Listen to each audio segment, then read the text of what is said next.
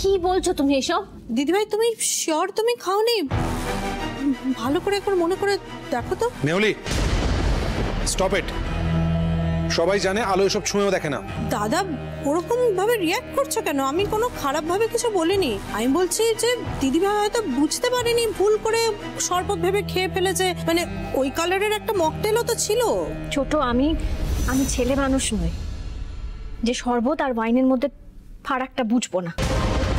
আচ্ছা ম্যাডাম, একবার ভালো করে ভেবে দেখুন তো, সেদিনের পার্টিতে আপনার সাথে কারো ধাক্কা লেগেছিল?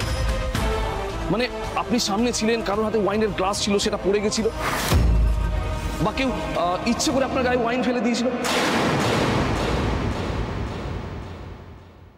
ওইসব কিচ্ছু হয়নি স্যার, আমি আপনাকে বলছি সেরকম কিচ্ছু হয়নি। একটু ভালো করে ভেবে দেখুন ম্যাডাম।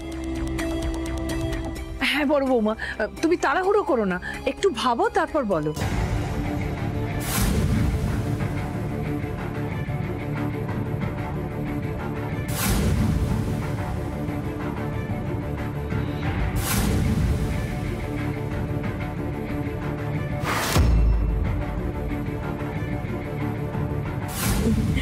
এখন তো তোমরা কোথাও যেতে পারবে না।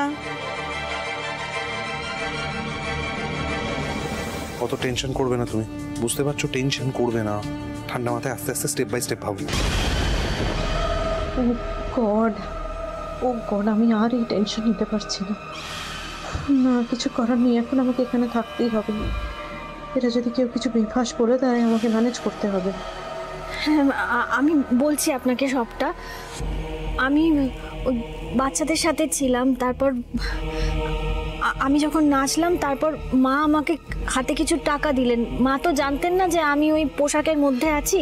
তারপর আমি আর পিকু বেরোচ্ছিলাম, আমাদেরকে আবার টেনে নিয়ে আসা হলো, আটকানো হলো যাতে আমরা আরো বেশি নাচি। ওই ছোট কিন্তু টেনে নিয়ে এসেছিল।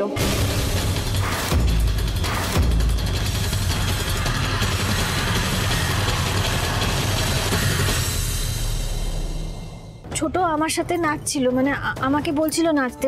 বাচ্চারা ছিল তো, বাচ্চারা খুব মজা করছিল। আমি বলছি কিছু হয়নি, এইটুকুই ছিল।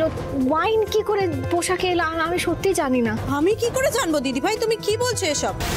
আমি কি জানি যে তুমি এরকম টেডি বেয়ার ড্রেস পরেছিলে? জানলে কি আর টেনে আনতাম? আমি দেখলাম বাচ্চারা ঝিলিক ঝলমল ওরকম আনন্দ করছে, টেডি বেয়ারের সঙ্গে নাচছে, তাই আমি টেডি বেয়ারকে টেনে এনেছিলাম নাচার জন্য। তুমি জানলে কি আর টেনে আনতাম? হ্যাঁ স্যার, ছোট একদম ঠিক কথা বলেছে। বাচ্চারা খুব মজা করছিল। হ্যাঁ, আমি ওদের সাথে নাচছিলাম, বাচ্চারা খুব মজা পাচ্ছিল।